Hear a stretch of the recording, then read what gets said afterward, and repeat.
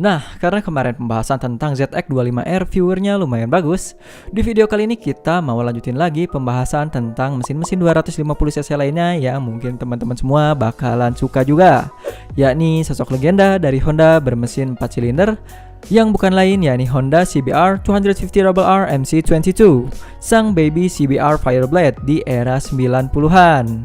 Tepatnya sebuah motor yang pernah menjadi primadona sejak tahun 1990 sampai dengan 1994 dan beredar sampai dengan tahun 1999 di seluruh dunia. Tapi di Indonesia sendiri lumayan sulit untuk kita temui karena seperti biasa, motor aneh dan unik itu banyaknya beredar di Australia dan juga Selandia Baru.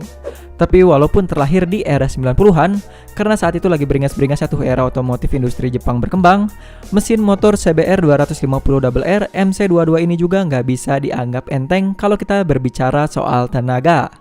Bahkan masih tergolong berat untuk dihadapi motor-motor modern saat ini, terutama untuk ZX25R sekalipun. Hal ini bisa terjadi bukan lain karena penggunaan 4 silinder pada CBR 250RR MC22. Dan sebagai perbandingan, tenaga CBR 250RR ini berkisar di 44,4 daya kuda di 15.000 rpm dan torsinya ada di 21,5 Nm di 12.000 rpm. Dan kalau kita ingat-ingat, ZX25R itu ada di 48 horsepower.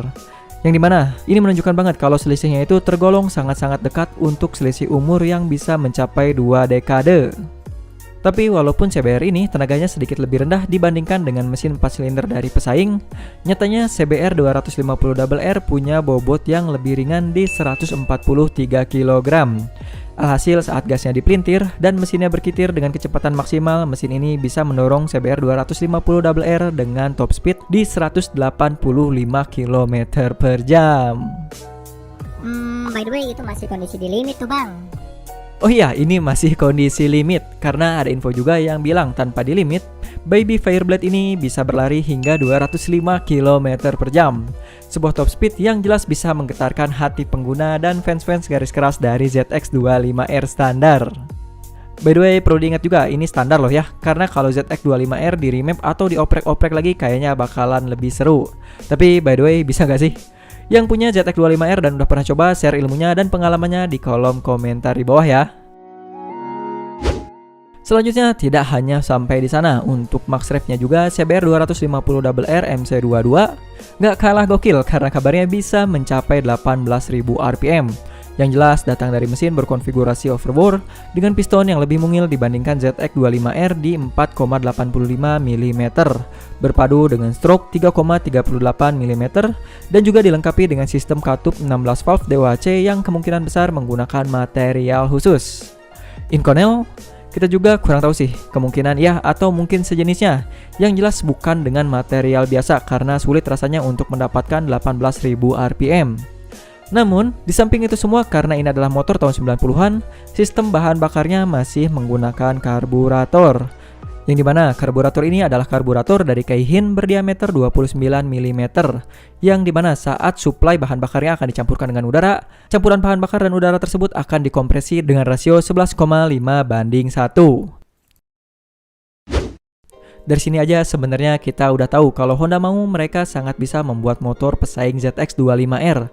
Tapi why Honda tidak ada pergerakan? Jangan bilang semuanya tentang cuan, yang ujung-ujungnya terus membiarkan para fansmu berpaling ke motor 4 silinder dari pabrikan lain. Ayo dong Honda, hantamlah Kawasaki dengan CBR 250RR-mu yang baru. Karena semakin keras pertempuran semakin asik untuk kita para wibu otomotif. Dan untuk yang penasaran, kurang lebih seperti inilah sampel suara dari Honda CBR 250RR MC22.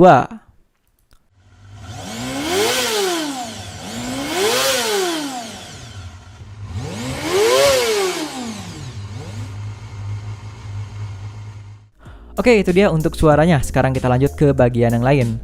Untuk sasis, motor ini dibekali dengan sasis twin spar full aluminium, swing arm menggunakan model bulan dengan material aluminium juga, yang mana jadinya wajar bisa membuat bobot motor ini 40 kg lebih ringan dibandingkan ZX25R. Lalu ke bagian kaki-kaki, suspensi depan masih menggunakan teleskopik dengan 37 mm diameter.